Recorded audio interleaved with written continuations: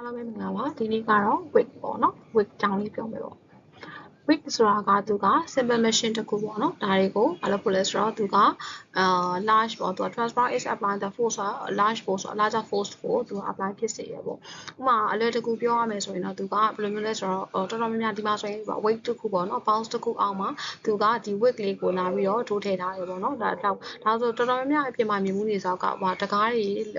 ပွင့်နေတဲ့အခါမှာတကားတွေမလှုပ်အောင်လို့သူ့ကိုပြောအောက်ကနေပြီးတော့3ကန်လုံးလေးနဲ့သူသွားပြီးတော့ထောက်ပံ့ပေးထားပေါ့နော်ဒါပစ္စည်းတွေပါကြရင်သူချောမထွက်လာအောင်ပစ္စည်းတွေအပေါ်မြင့်စေချင်တာမျိုးဆိုရင်လည်းသူကိုဒီလိုမျိုး wig လေးကိုရိုက်ထည့်ပြီးတော့တုံးကြတာကိုပြင်မှာမြင်မှုတယ်ပေါ့နော်ဒီမှာကျတော့အဲ့လိုဖြစ်လိုက်တဲ့အခါမှာဒါဆိုဒီ wig မှာသူကသူ့ကိုဒီဟိုပေါ့နော်ဒီပစ္စည်းတွေကိုအရန်လေးလံတဲ့ပစ္စည်းတွေကိုသူ့ကို move လုပ်ဖို့ဆိုရင်ဒီ wig တွေကိုတုံးတယ်ပေါ့နော်ဒီမှာတော့ဒီလိုနေရာမှာစဉ်းစားကြည့်တယ်ပေါ့နော်ဒါဆိုဒီ wig တွေမှာဆိုရင်သူပေးထားတာကဒီ wig တွေကိုအပြင်ကနေပြီးတော့ပြီးတစ်ခုနဲ့ရိုက်ထည့်ပြီးတော့ဒီ wig လေးကလည်းငကိုတွေကတီတာ angle ရှိနေမယ်ပေါ့အဲ့ခါကျရင်စဉ်းစားတဲ့အခါမှာသူကဒီ wig လေးကိုမှထားပါတော့ရိုက်ထည့်လိုက်တဲ့အခါမှာသူ့မှာ contact surface ကနှစ်ခုဖြစ်သွားမယ်ပေါ့နော်ဒီခုနကတော့ဒီ wig ပေါ့နော်ဒီ wig ကြီး heavy လောက်ပေါ့အောက်ကနေပြီးတော့ရိုက်ထည့်ရတာဖြစ်တဲ့အကြောင်းမလို့ heavy ဝုန်းနဲ့ heavy လုံးနဲ့သူကဒီ wig နဲ့တကွေကြားက contact surface မှာလည်း friction တစ်ခုရှိမယ်ဒီအောက်က normal ဒီမှာဆိုရင် normal plane ပေါ့နော်ငကိုတွေက original plane ပေါ့ horizontal မှာရှိနေတဲ့ contact ပါလဲသူကfriction တစ်ခုဖြစ်သွားမယ်ပေါ့ဒီမှာဆိုရင်ဒီဟာလေး wig ကိုပြထားရပေါ့နော်ဒါဆိုရင်ဒီအောက်ကဒီ F1 ဒီ originally ကဒီ horizontal plane မှာရှိနေရဲ့အကြောင်းရိုက်ချလိုက်တဲ့ကြောင့်သူရဲ့ friction တစ်ခုဖြစ်သွားမယ် F1 ပေါ့နော်ဒီ F2 ကကျတော့ခုနက heavy load နဲ့ဒီ wig လေးရဲ့နှစ်ခုကြားမှာရှိနေတဲ့ contact surface ကြောင့်ဖြစ်တဲ့ friction ကို F2 ပေါ့အဲ့လိုပဲ normal force မှာလဲဆို N မှာပဲသူကဘာလဲဆိုတော့ဒီ horizontal ကနေတက်ရောက်တဲ့ normal force တစ်ခုရှိမယ်ခုနကတော့ဒီ heavy load ကနေဖြစ်တဲ့ normal force ဆိုပြီးတော့ contact တစ်ခုရှိမယ်ပေါ့ N2 ဖြစ်မယ်ပေါ့ဟုတ်ပြီနော်ဒါက weight ကိုစဉ်းစားတာပေါ့ဒါဆိုရင်အပေါ်က heavy load တက်ကိုလည်းစဉ်းစားတဲ့အခါမှာ heavy load ဒီအပြင်ကနေပြီးတော့ P ဆိုတဲ့ဟာလေးကိုဒီ weight လေးကိုရိုက်ထည့်လိုက်တဲ့အခါမှာဒီ heavy load ဒီအပေါ်ကိုတက်သွားမယ်ပေါ့နော်အပေါ်ကို heavy တက်သွားမယ်အဲ့ခါကျရင်အပေါ်ကိုတက်သွားမှာဖြစ်တဲ့အကြောင်းမလို့သူ့ရဲ့ friction ဒီဘာပဲဆိုအောက်ကို downward ကိုပေးထားတဲ့ friction sign ဖြစ်ကြမယ်နောက်တစ်ခုကကျတော့ဒီဘက်ကနံရံနဲ့ contact သွားဖြစ်တာဖြစ်တဲ့အကြောင်းမလို့နံရံဒီ vertical ဖြစ်နေရတော့သူ့ကိုတက်ရောက်တဲ့အခါမှာသူကလည်း vertical နဲ့ဒီလိုမျိုးလေးတက်ရောက်ပြီး normal force လေးရှိနေမယ်ပေါ့နော်ဒါဆိုရင်ဒီအောက်ကခုနက wig ဆိုတဲ့ဟာနဲ့ contact ဖြစ်နေတဲ့အခါမှာခုနက wig ဘက်ကိုစဉ်းစားတဲ့အခါမှာဒီ heavy load နဲ့ wig ကနေပြီးတော့စဉ်းစားကြအောင် heavy load နဲ့ wig နဲ့ကြားမှာဒီလိုမျိုး traction ပေးထားရဆိုရင်ဒီ heavy load မှာကျတော့သူနဲ့ဆန့်ကျင်ဘက်ဖြစ်တဲ့ traction friction force ကိုပေးထားမယ်ဒါမှဒီ wig မှာဖြစ်နေတဲ့ friction F2 နဲ့ဒီ load မှာဖြစ်နေတဲ့ friction F2 ဒီနှစ်ခုဒီသူ equivalent ဖြစ်နေပါပေါ့နော်ထိုနည်းတူစွာသူ့မှာလည်းဘာဖြစ်မလဲဆိုတော့ N2 ပေါ့နော် N2 ဒီ wig မှာလည်းသူကအောက်ကို downward ကို arrow ပေးထားရဆိုရင်သူ့မှာဒီ wig မှာလည်းသူက upward ကိုပြဒါကိုကြည့်ချင်းအပြင်သူတို့နှစ်ခုဒီညာရိုက်ထက်တဲ့အခါမှာသူတို့ဒီ lock ဖြစ်နေရဆိုတဲ့ဟာမျိုးမှာ equivalent 0ဖြစ်နေတဲ့ဟာမျိုးကိုမြင်ရမယ်ပေါ့နော်ဒါဒီ wig ရဲ့အခြေခံသဘောတရားလေးဖြစ်ပါတယ်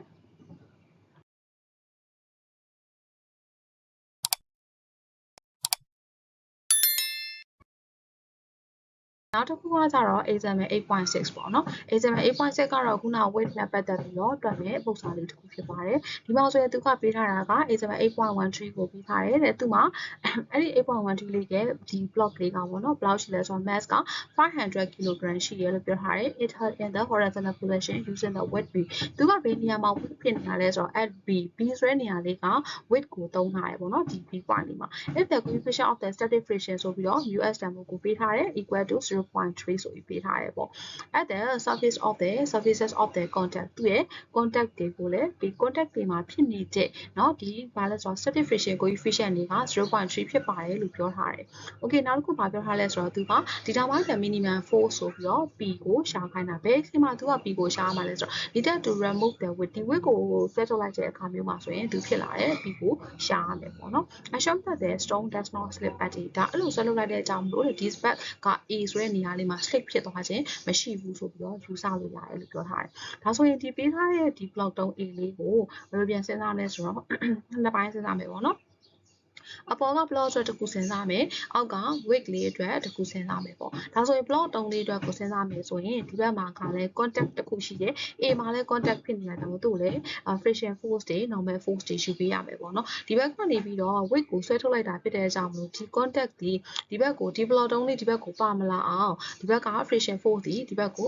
သူ့ရဲ့ဆန့်ကျင်ဘက် friction force တစ်ခုပေးထားရမယ်ပေါ့နော်အောက်ကတော့ normal force တွေပေးထားမယ်ဒီ W ကတော့ ဘယ်လောက်ပေးထားလဲဆိုတော့500 kg ပေးထားတယ်သူပေးထားတာ kg ဖြစ်နေတော့ဘာနဲ့ပြန်သွားလို့လဲဆိုတော့သူ့ကို newton ပြောင်းတဲ့အခါမှာ 9.81 နဲ့မြှောက်ပေးမယ်ပေါ့ဟုတ်ပြီနော်ဒါဆိုရင်သူ့ရဲ့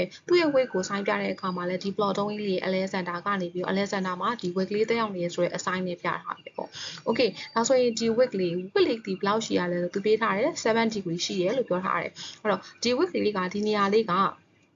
7 degree စောင်းနေရပေါ့နော်သူ weight လေးအချော်လေးကဒါဆိုသူ contact ဖြစ်နေတဲ့နေရာလေးဒီသူပြောထားပြီးသား B ဆိုတဲ့ point လေးမှာ contact ဖြစ်နေလို့ပြောတယ် contact ဖြစ်နေဒါဆိုသူ weight ရှိနေရတယ်ဒီလို weight လေးကမျက်စိမှာမြင်ဒီလိုမြင်လေ weight လေးကအဆောင်လေးပေါ့ဒီလိုနေရာလေးမှာသွားပြီးတော့ contact ဖြစ်နေတာဖြစ်တဲ့အကြောင်းလို့သူဒီ incline plane ပေါ်မှာ contact ဖြစ်နေလို့သူ့ကိုnormal force ကိုပေးတဲ့အခါမှာသူဒီ vertical နဲ့ NB လေးဒီလိုနေရာလေးမှာတက်ရောက်မှာဒီဟာဒီ vertical နဲ့ NB လေးဖြစ်မှာပေါ့အဲ့တော့သူကဒီဘက်ကိုပြောတဲ့အခါမှာသူ့ကိုကြည့်လိုက်ဒီမှာဆိုရင်ဒီ NP လေးပေါ့နော်ဒါလေးက weight လေးပေါ့ weight ကဒီဘက်ကို P ဘက်ကနေပြီးတော့ဆွဲနေတာဖြစ်တဲ့အကြောင်းမလို့သူ့မှာရှိနေတဲ့ friction နှစ်ခုလုံးဒီ P ကိုဆန့်ကျင်တဲ့ friction force တွေဖြစ်တဲ့အကြောင်းမလို့သူဒီဘက်ကိုသူ့ရဲ့ layer ဘက်ဒီလိုမျိုးသွားနေပေါ့နော်ဒီဘက်တွေကို friction force တွေပေးထားတယ်ပေါ့ဒါဆိုရင်ဒါဒီ weight ကိုဘက်ကနေပြီးတော့စဉ်းစားကြည့်လိုက်တဲ့ friction force ပေါ့ဒါဆိုရင်အပေါ်က plot တုံးပေါ်မှာဖြစ်နေတဲ့ friction force ဒီ weight မှာကဒီလိုမျိုး traction သာဖြစ်နေမယ်ဆိုရင်အပေါ်က plot တုံးဒီသူနဲ့ဆန့်ကျင်ဘက်ဒီလိုမျိုး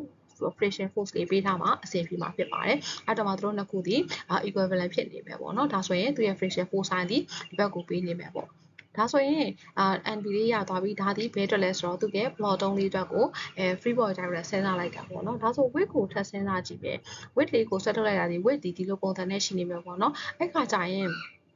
weight ရှိနေတဲ့ပုံစံကဒီလိုမျိုးလေးပဲထားပါတော့အဲ့ခါကျရင်သူ့မှာကဘာရှိမလဲဆိုတော့ဒီအောက်က horizontal ဖြစ်တဲ့အတွက်ကြောင့်မလို့ horizontal ကြောင့်ဖြစ်တဲ့ဘာရှိလဲဆိုတော့ NB လေး NC လေးပေါ့နော်သူ့ရဲ့ contact ဒီ C မှာရှိနေတာပြရမလို့သူကို normal force က NC ဖြစ်မယ်ပေါ့ဒါဆိုရင်ဒီ weight လေးဒီဘက်ကနေပြီးတော့ P ဆိုတဲ့ motion တစ်ခုနဲ့သူကဆွဲထုတ်လိုက်တာ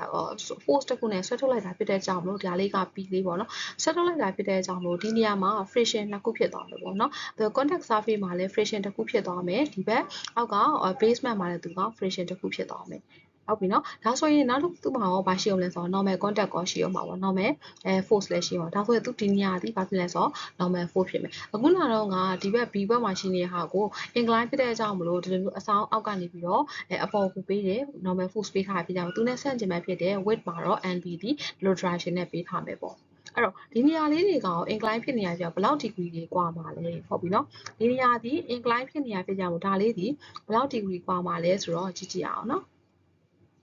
်ဒါဒီခုနကတော့ငါပြောထားတာဒါဒီနေရာလေးဒီသူဒီနေရာလေးစောင်းနေရဒီဘယ်လောက်လဲဆိုတော့7 degree လို့ပြောထားတယ်ဟုတ်ပြီနော်7 degree ပြောထားမယ်ဒါဆိုရင်သူကလည်းစောင်းနေတဲ့ဒီနေရာလေးဒီဘယ်လောက်ဒီဒါလေးဒီဘယ်လောက် degree ဖြစ်မလဲဆိုတော့7 degree ဖြစ်မယ်ဒါဒီလည်းအရှိကဟာလိုမျိုးသူလည်းတမသက်တောင်းနဲ့ယူသွားတာဖြစ်ပါတယ်ဟုတ်ပြီနော်ဒါဆိုဒီနေရာလေးဒီလည်း NB နဲ့ဒီ vertical ကြားမှာလည်းသူက7 degree ရှိမယ်ဒါလေးကိုသတိထားမိမယ်ပေါ့ဟုတ်ပြီနော်ဒါဆိုရင်သူ့မှာကဘာပြီးတော့ဒါဆိုရင်ပေးထားတဲ့ data တွေကိုပေါ့နော် free body diagram တွေစဉ်းစားပြီးသွားပြီ free body ပုံစံလေးစဉ်းစားပြီးသွားပြီဖြစ်တဲ့ကြောင့်မလို့သူ့ equation of the equilibrium စဉ်းစားတော့မှာပေါ့ဒါဆို equation of the equilibrium စဉ်းစားမယ်ဆိုရင်ပထမဦးဆုံးဒါဆိုရင်အရှိကလိုမျိုးပဲဘာရှိမလဲဆိုတော့ summation f for x တွေ summation f for y တွေနောက်တစ်ခါကျတော့ summation f for z တွေပေါ့နော်ဒါတွေခေါ်လို့ရမယ်ပေါ့ sorry summation f for x တွေ y တွေဒီမှာတော့ 3D ပေါ်တဲ့ကြောင့် z ခေါ်လို့မရဘူး summation f for x တွေခေါ်မယ် y တွေခေါ်မယ် moment နေပါမယ်ပေါ့ဒါဆိုရင်သူ့မှာကဘယ် equation ကိုပဲအရင်ခေါ်ရတယ်သူ့မှာတော့ summation moment ကိုခေါ်တာ moment ကိုသူကဘယ်နေရာမှာစဉ်းစားလဲဆိုတော့A နေရာမှာစဉ်းစားတယ်။ဘာကြောင့် movement ကိုအရင်ခေါ်ရလဲဆိုတော့ဒီနေရာကိုကြည့်လိုက်မယ်ဆိုရင်သူ့မှာကreaction ပေါ့နော် contact surface တွေက contact point တွေအကုန်လုံးဒီမတည်ကိန်းတွေဖြစ်နေ။လိုချင်တာဒီဘာကိုလိုချင်တာလဲဆိုတော့ P ကိုလိုချင်တာ။ဒီ weight မှာရှိရဲ့ P ကိုရဖို့ဆိုရင်ဒီထဲမှာရှိရဲ့ NB ဆိုတဲ့ဒီပါတော့နော်မတည်ကိန်းလေးတစ်ခုကလည်း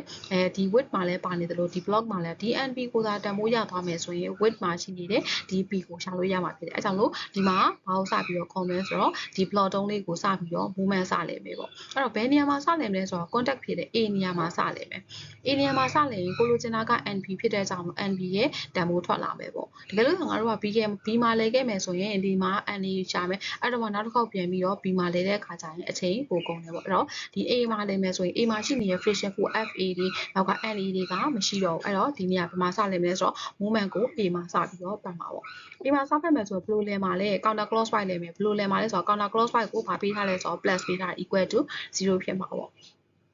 ့ဒါဆို movement စပတ်ကြည့်မယ်ဒါဆိုရင်အရင်ဆုံးတွေ့တဲ့ဒီ force ကိုစပတ်မယ်ပေါ့ force ဒီဘယ်လောက်လဲဆိုတော့4905ပေါ့နော်အဲ့ဒါကိုစပတ်မယ်သူဒီ vertical force ဖြစ်တယ်သူရဲ့ distance ဒီဘယ်လောက်လဲဆိုတော့ horizontal distance ဒီဘယ်လောက်လဲဆိုတော့0.5ဖြစ်တယ်ပေါ့ဒါဆိုရင်ဒီ A point မှာလဲနေရာဖြစ်ကြအောင်သူဒီလဲမှာဒီလိုပုံစံမျိုးနဲ့လဲမှာဖြစ်တဲ့ကြောင့်လို့သူဒီ clockwise လဲမယ်ပေါ့အဲ့တော့သူဒီနေရာမှာ clockwise ဖြစ်တဲ့ကြောင့်လို့ minus ဖြစ်သွားပြီ -4905သူ့ရဲ့ distance ဒီဘယ်လောက်လဲဆိုတော့ဒီကနေပြီးဒီထိဒီ horizontal distance ဒီ0.5ဖြစ်မှာပေါ့โอเคနောက်တစ်ခုပါလဲလို့ရသေးလဲဆိုတော့ဒီနေရာကိုကြည့်ကြည့်အောင်ဒါဆိုသူ့မှာပါရှိတယ်သူဒီ incline ဖြစ်နေ incline ဖြစ်နေရင်ဘာလုပ်ပေးရမလဲဆိုတော့သူ့ကို vertical force တွေနဲ့ horizontal force တွေခွဲပေးမယ်ဒါဒီသူ့ရဲ့ဘာဖြစ်မလဲဆိုတော့ဒါဒီ vertical force တစ်ခုဖြစ်မယ်ဒါဒီ horizontal တစ်ခုဖြစ်မယ်သူ့ရဲ့ horizontal force ဒီခုနကတော့ moment က A မှာပတ်ထားတာဖြစ်တဲ့ကြောင့်မို့ဒီ horizontal force နဲ့တဒန်းနဲ့ရှိနေလို့သူမှာ distance မရှိတဲ့အခါတော့သူ့ကိုတော့လဲလို့မရတော့ဘာလို့စဉ်းစားမလဲဆိုတော့သူ့ရဲ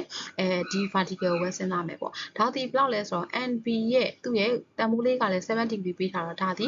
NB ရဲ့7 degree ဖြစ်မှာပေါ့ NB ရဲ့ cos 7 degree ဖြစ်မှာပေါ့သူ့ရဲ့ distance လေးဒီဘယ်လောက်လဲဆိုတော့တချို့လဲနေရဒီဘဲကလဲဆိုတော့ A point ကနေလဲနေရဒီ A point ကနေလဲနေရပြော distance လေးဘယ်လောက်လဲဆိုတော့1 meter ပေါ့ဒါဆိုရင်သူကလဲနေရဒီလိုမျိုး sign နဲ့လဲနေရဖြစ်ကြအောင်ဒီဘက်ကိုအများကြီးပေးထားတာဖြစ်အောင်သူလဲတာဒီလိုလဲပါပေါ့အဲ့တော့လဲတဲ့အခါလေးသူဒီ counter clockwise ဖြစ်မယ်အဲ့တော့ NB ရဲ့cos 7 degree ဒီသူ့ရဲ့ distance က1ဖြစ်မယ်သူနေရာဒီ counter clockwise ဆိုတော့ဒီနေရာဒီ plus နဲ့ဖြစ်မှာပေါ့ဒါဆိုနောက်တစ်ခုပါရှိအောင်မလဲဆိုတော့ဒီခုနကတော့ငါ friction ဖြစ်တယ်ဒီနေရာလေးမှာပြောသွားမိသွားတာကဒီနေရာလေးက 0.3 NB ကဘယ်လိုရောက်လာတာလဲအဲ့တော့0.3 NB ရောက်လာတာဘယ်လိုလဲဆိုတော့ခုနကတော့ငါပြောခဲ့တာဒီ friction လို့ပဲစဉ်းစားခဲ့ကြတယ် friction ပေါ့နော်ဒီနေရာဒီ friction ရှိတယ်လို့ပြောကြတယ်အဲ့တော့ friction ရှိတာဖြစ်အောင် friction ကို equation ဒီပါရှိရတယ်ဆို friction equal to က μs နဲ့ဘာနဲ့ရှိမှာလဲဆိုတော့ n နဲ့ရှိမှာပေါ့နော်တကယ်လို့ဒီနေရာမှာက μs တန်ဖိုးဘယ်လောက်ပေးထားလဲသူက contact surface တွေအကုန်လုံးအတွက်ကိုတဲ့သူ့ရဲ့ μs တန်ဖိုး 0.3 ဆိုတော့ဒီနေရာဒီဘာဖြစ်သွားမလဲဆိုတော့ f equal to က 0.3 n ဖြစ်သွားမှာပေါ့အဲ့ကြောင့်ဒီနေရာတွေအကုန်လုံးဒီ friction နေရာတွေအကုန်လုံးဒီ B point မှာရှိနေ 0.3 NB ရှိမယ် C point မှာရှိနေသူဒီ 0.3 NC ရှိမယ်အဲ့တော့သူကဒီမှာ surfaces တွေရဲ့ contact လို့ပြောတာမျို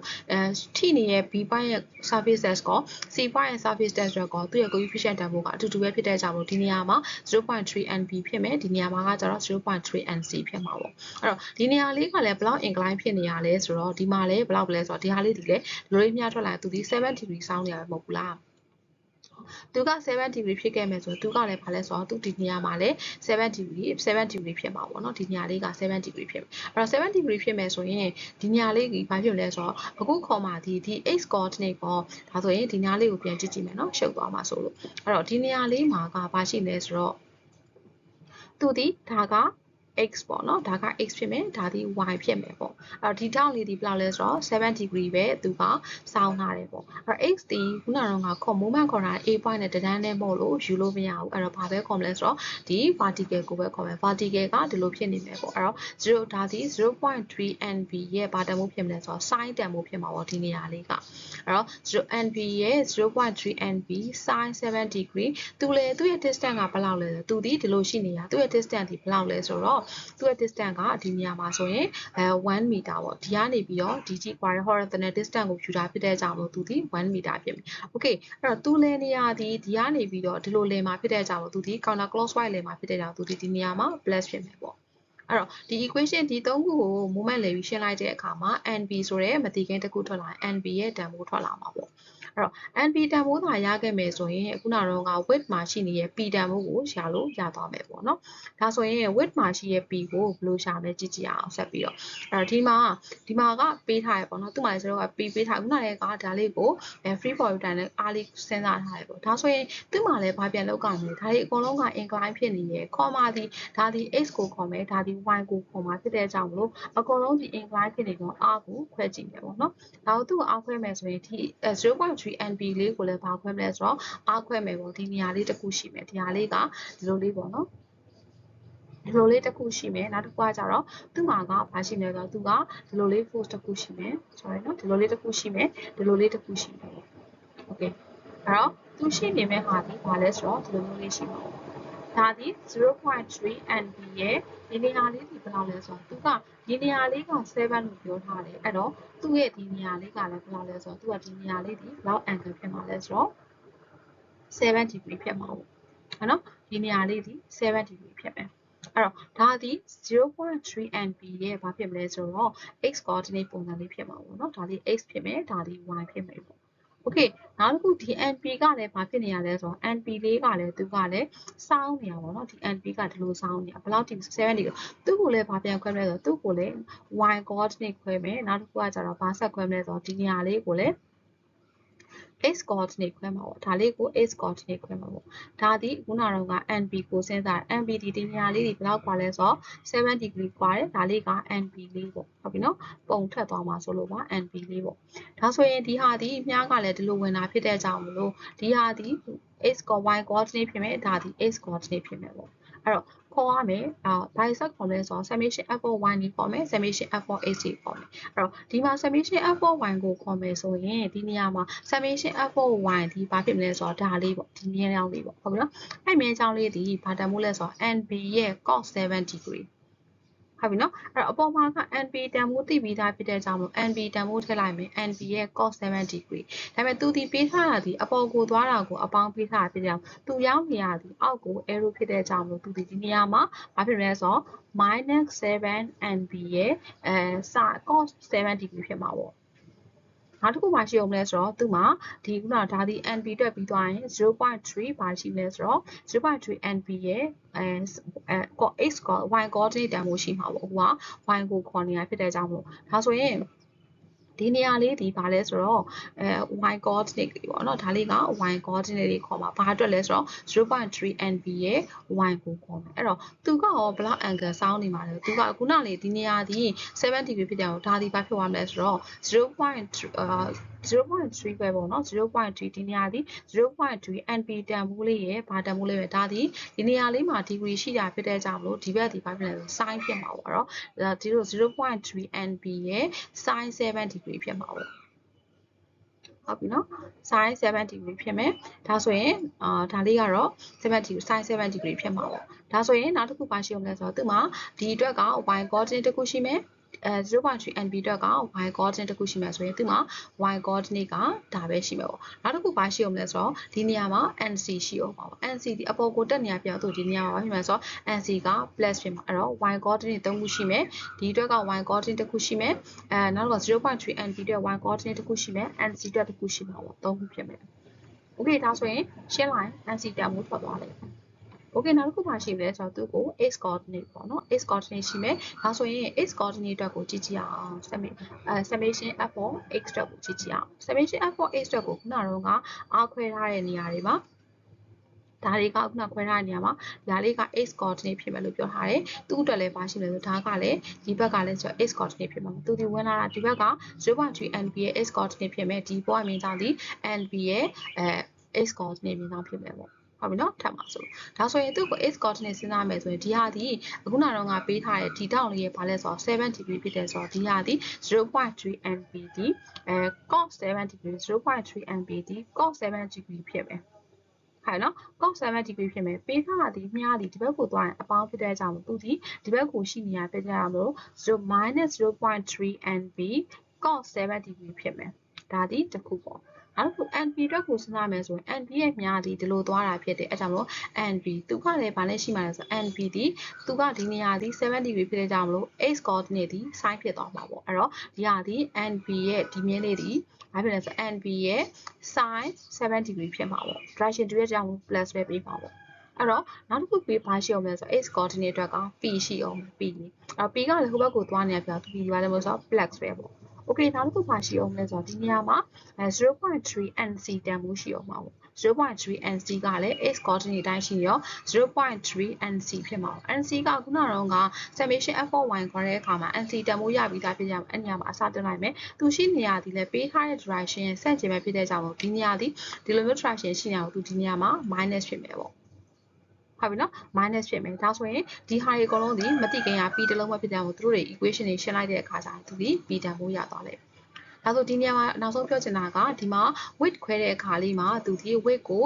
ဟောနော် color လေးမတူတာပဲဖြစ်ဖြစ်ပေါ့ပြန်ပြီးတော့အားလေးခွဲပေးထားသေးခြင်းနဲ့ဘာကြောင့်လဲဆိုတော့ဒီနေရာမှာခွဲရတဲ့အားပြန်ခွဲရတဲ့တန်ဖိုးဒီ 0.3 NB ကိုလည်းအားခွဲရမယ် NB ကိုလည်းအားခွဲရမယ် 0.3 NB ကလည်း7 degree ပဲစောင်းနေတာဘယ်နေရာလေးလဲဆိုတော့ဒီနေရာလေးမှာ7 degree စောင်းနေရပေါ့Okay NB ကလည်းဒါလေးက7 degree စောင်းနေတာဖြစ်တဲ့ကြောင့်မလို့ဒီအတွက်ကိုလည်းအားခွဲပေးရမယ် 0.3 NB အတွက်ကိုလည်းအားခွဲမယ် NB အတွက်ကိုလည်းအားခွဲမှာဖြစ်တဲ့ကြောင့်မလို့မြင်းတွေကရှုပ်နိုင်တယ်ပေါ့နော်အဲ့တော့ဒီမြင်းတွေကိုတေချာဟောပေါ့နော်မထက်အောင်ဆွဲပြီးတော့ x တွေ y တွေခေါ်တဲ့အခါမှာ data တွေကျန်ခဲ့မှာဆိုလို့ဖြစ်ပါတယ်ဒါတွေကပြန်ပြီးတော့ကြည့်ပေးပါဒီမှာဆိုရင်ဒါကတော့ width နဲ့ပတ်သက်ပြီးတော့တွက်လို့ရတဲ့ example ဖြစ်ပါတယ်